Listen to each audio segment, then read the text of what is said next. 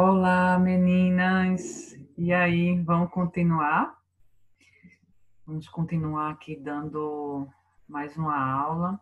E agora a gente vai entrar no processo da arte em si, da história da arte. A gente vai entender esse contexto da arte, na história, na arte-educação.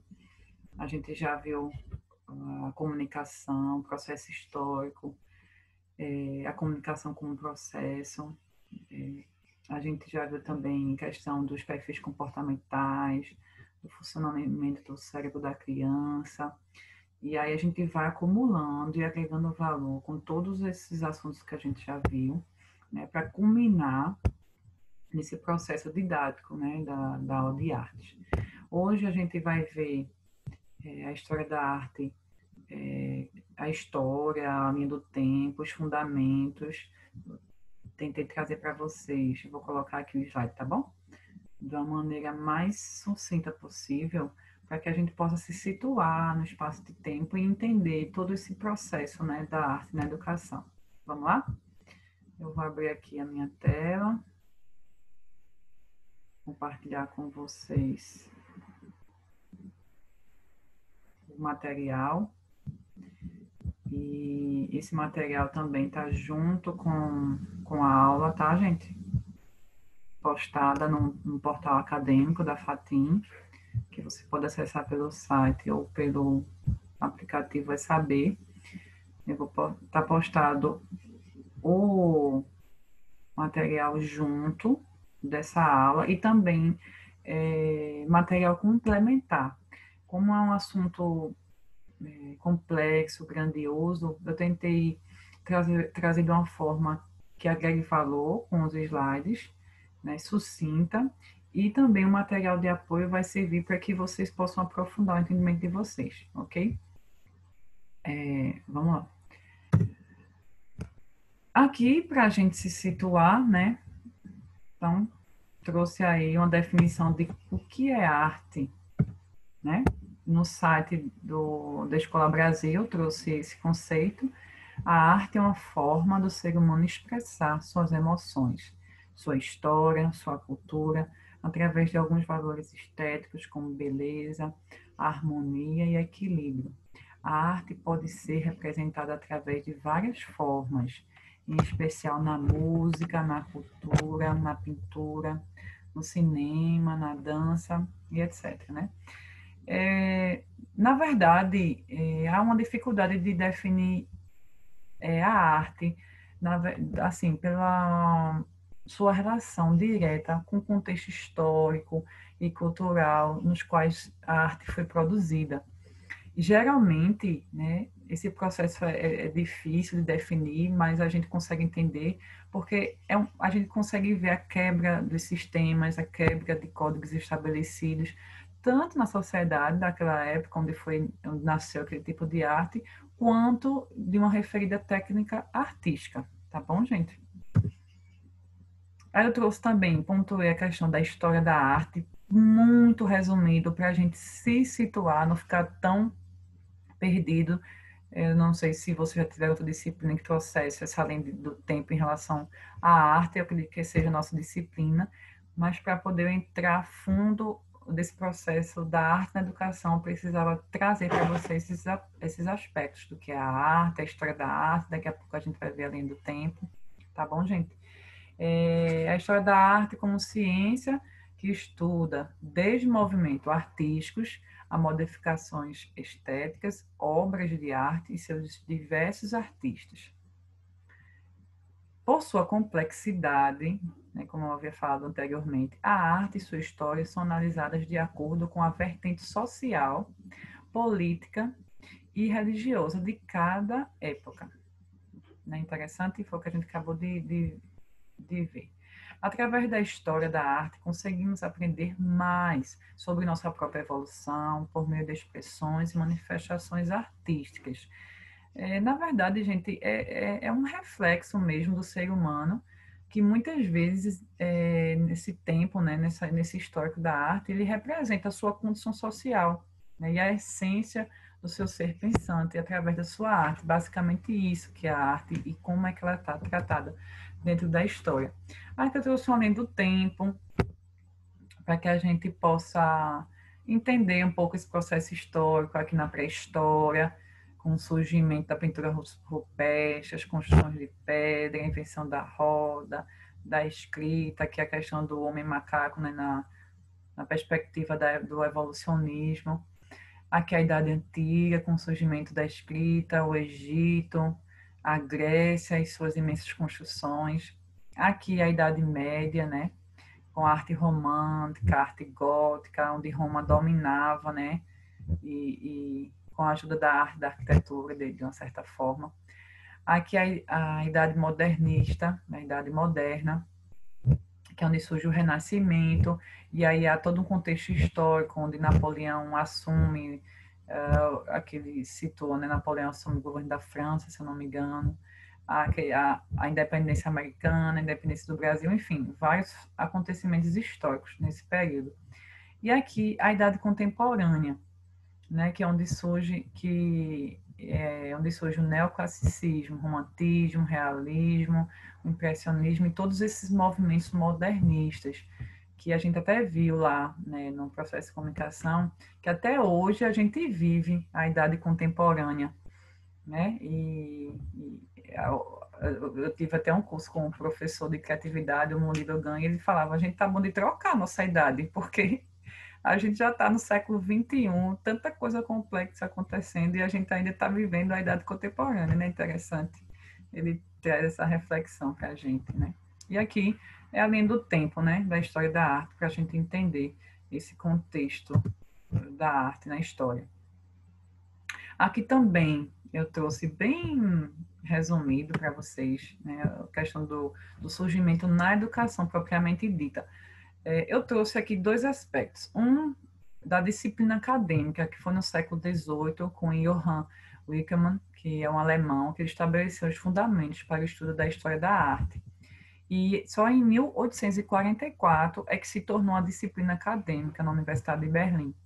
E por que eu trouxe esse aspecto para vocês? Porque o Johann, ele é da Prússia, ele é alemão da Prússia.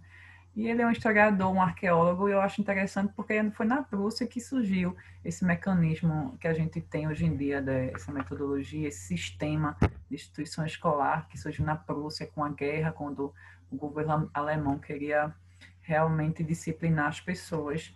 E foi nesse contexto que surgiu a questão da arte na educação, aqui na perspectiva acadêmica.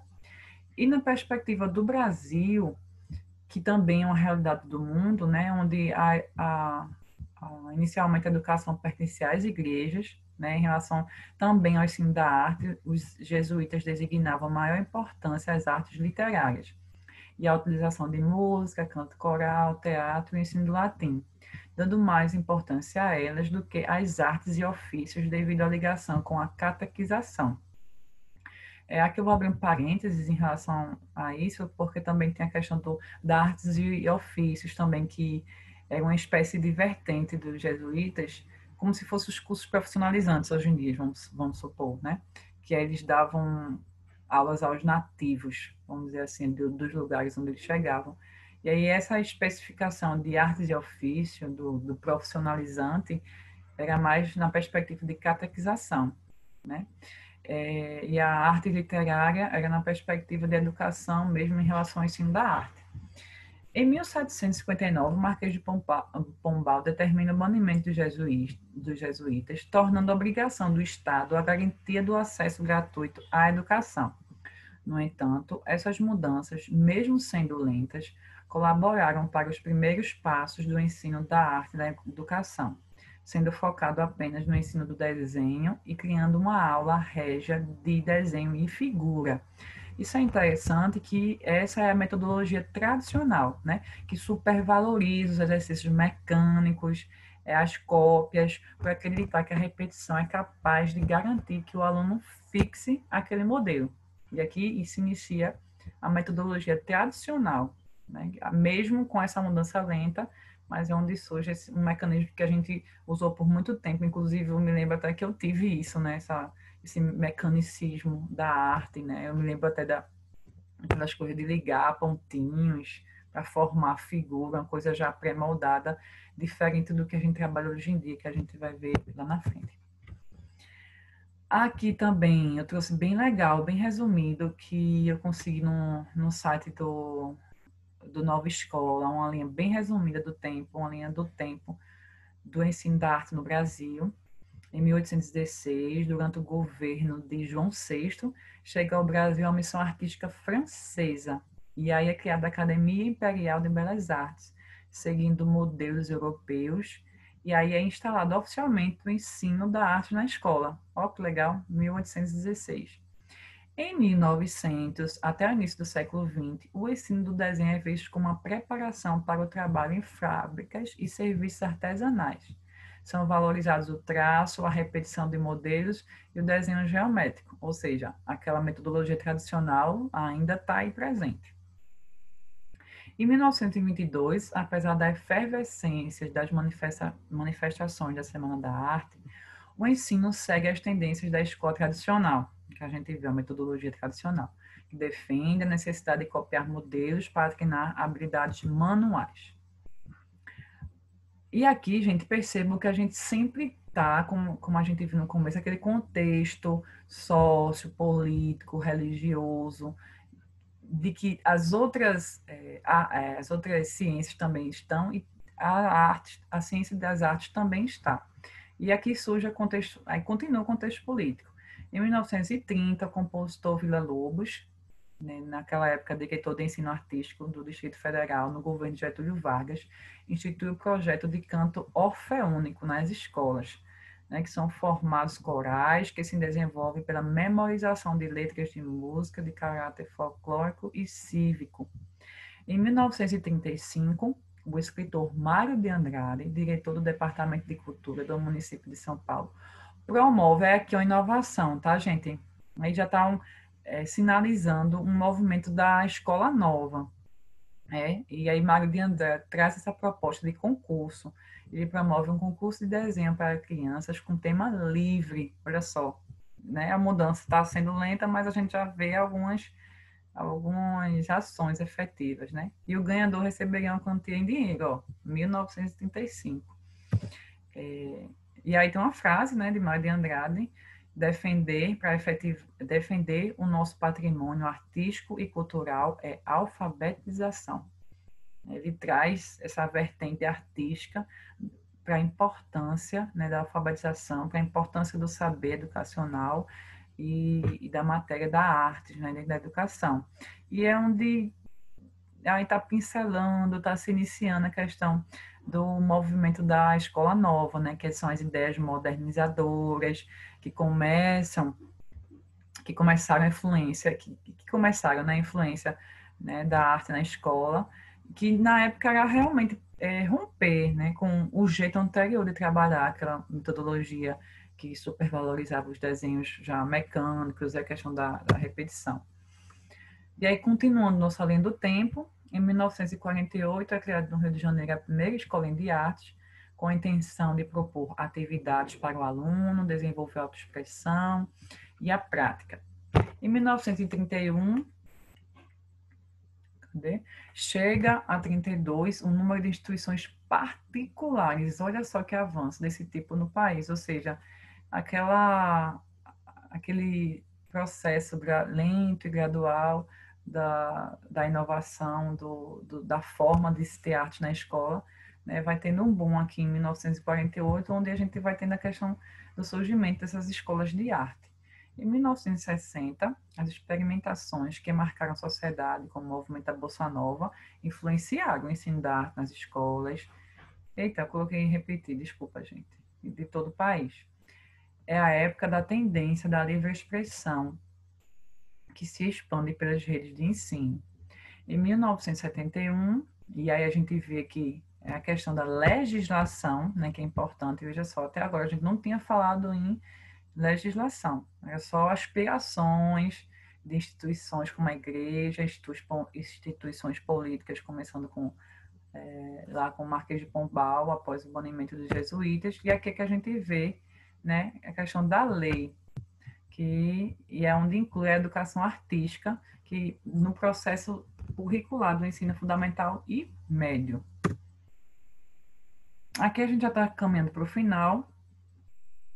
Em 1973, né, foi a criação dos primeiros cursos de licenciatura em artes, com 2 anos de duração e voltados à formação de professores capazes de lecionar música, teatro, artes visuais, desenho, dança e desenho geométrico. Também é um campo que pode ser um campo de atuação de vocês após o curso de pedagogia, né, dependendo da sua vocação, se é sala de aula, se é fora dela, se é específico em artes, né? É uma opção que vocês têm enquanto ramo profissional, campo profissional, tá bom?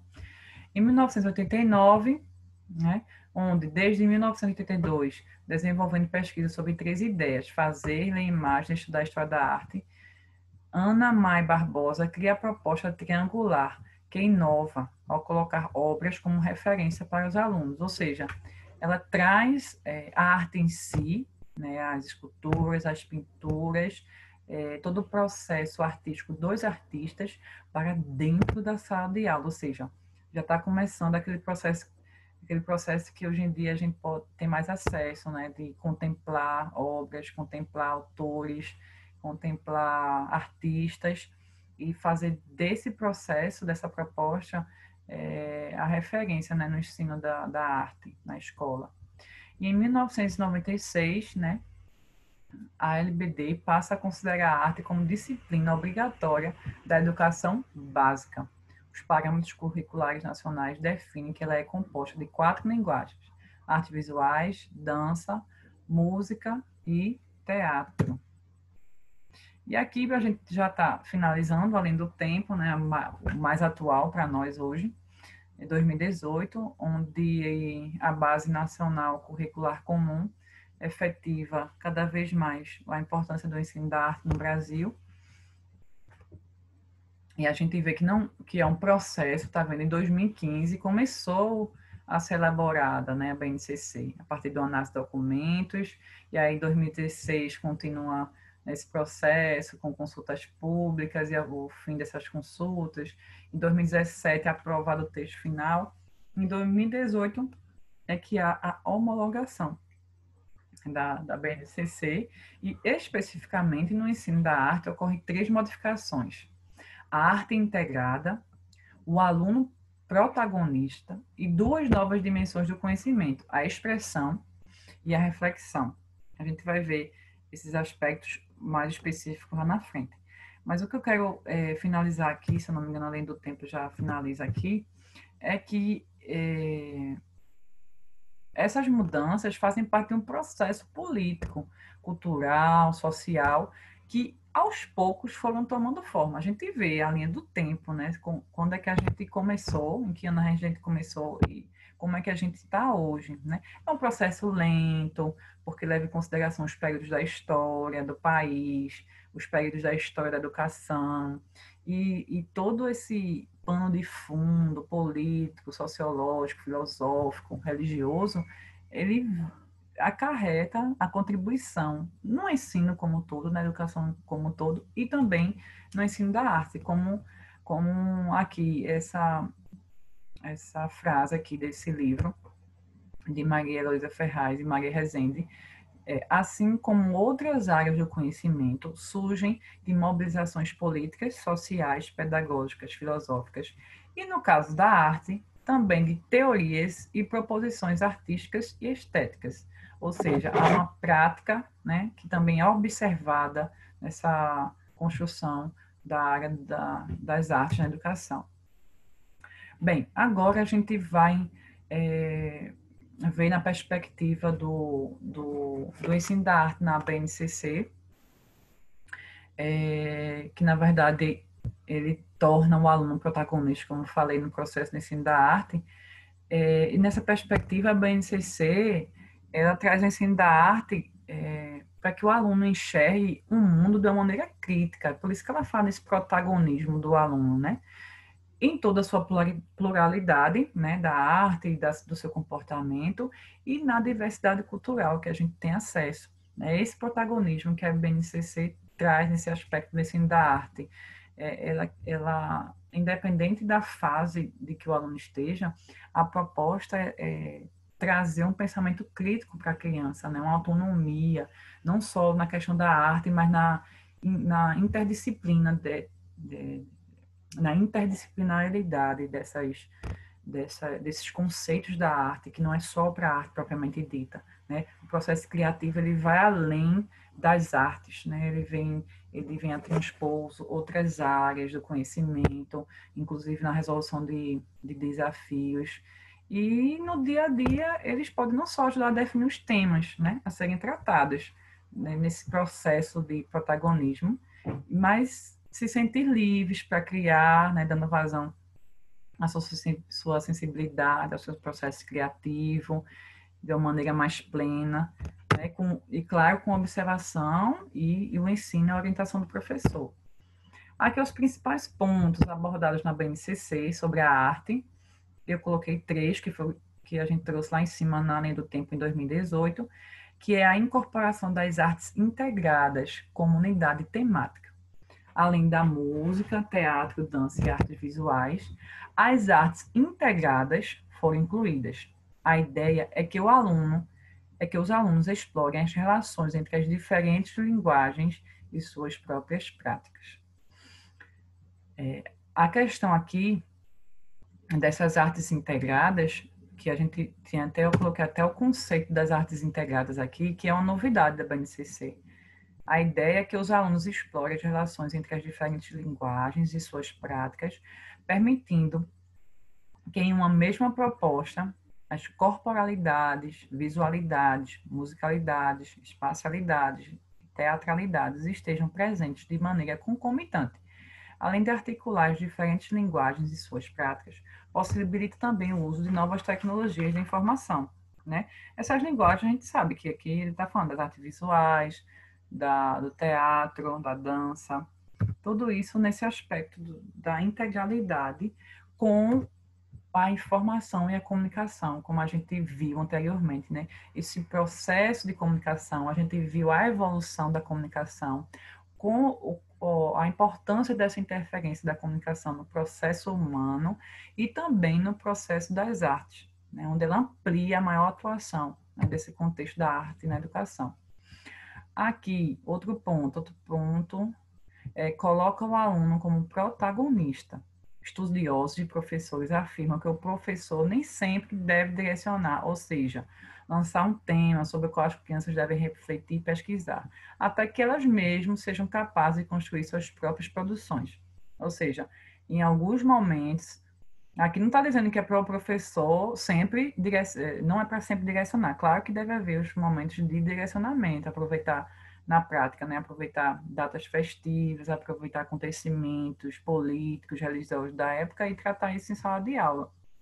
Muitas escolas trabalham temas atuais, como o abuso sexual, como a violência contra a mulher, a violência contra o idoso, e de uma maneira lúdica, né, colocando o aluno como protagonista, é que isso é trabalhado em sala de aula, né, provocando discussões, e até as crianças do fundamental mesmo, como é o foco de vocês. As crianças hoje em dia estão muito avançadas, o acesso à tecnologia da informação está muito rápido, o processamento de ideias delas são muito rápido, e você pode hoje naturalmente conversar com crianças a partir de 7 anos sobre esses assuntos que eu acabei de tratar com vocês, de uma maneira lúdica, pertinente e respeitando aquela idade dela, sendo direcionado para cada idade. O cuidado é esse, vocês como pedagoga.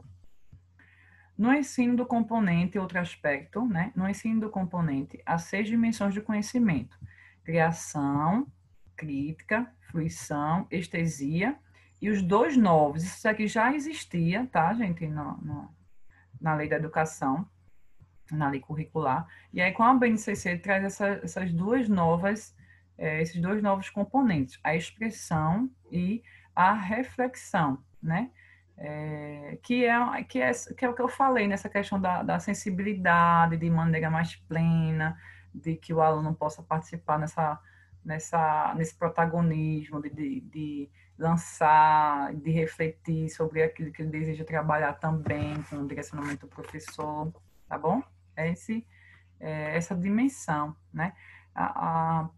O que eu quero trazer para vocês nessa perspectiva, a gente já vai finalizar, é que a arte na escola, ela tem um poder transformador, gente, né? Ela desenvolve a criatividade, a capacidade de solucionar problemas, melhora a autoestima, faz o aluno desafiar os seus limites e aumenta o seu repertório cultural. Porque na próxima aula a gente vai trabalhar essa questão da criatividade dentro da prática da arte, né? E eu quero também trazer nessa questão da integralidade da arte, que foi incluída essa informação e a comunicação, de desenvolver a criatividade não só na capacidade artística, mas nessa capacidade de solucionar problemas.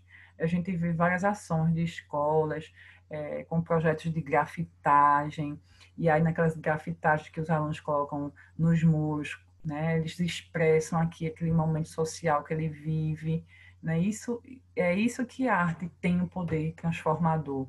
E é esse poder transformador, dentro dessa lógica da arte integrada, que a arte vem contribuir nas outras dimensões do conhecimento, nas outras disciplinas, porque o processo criativo, ele abrange, né, essa capacidade de desafios nas outras disciplinas também, porque aí ele está desafiando seus próprios limites, né, e aumenta seu repertório cultural, estético e de conhecimento mesmo, de aprendizado, tá, gente?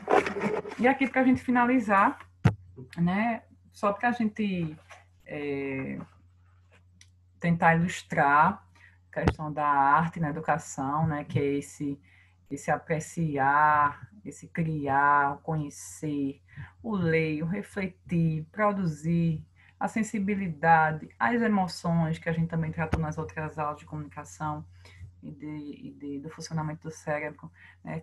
A importância de todos esses elementos, né, sobre a arte na educação. A importância de cada um deles, eu sei que na correria a gente acaba não dando a atenção que a arte merece, porque a gente está tão preocupada com as outras disciplinas, né, que são o carro-chefe e que exigem mais da gente, mas tentem trabalhar em vocês essa perspectiva da arte, nesse processo transformador do ser humano, do aluno, para que ele, nessa perspectiva de apreciação, do conhecimento, da reflexão, das emoções, né, ele possa trabalhar a arte não só como era trabalhado antes. Oi, desculpa, passei aqui. Não só como é trabalhado antes, como códigos e técnicas, né? A proposta da BNCC é que o produto é tão importante quanto o processo. Ou seja, aquilo que eu quero fazer, aquele resultado final, é importante também.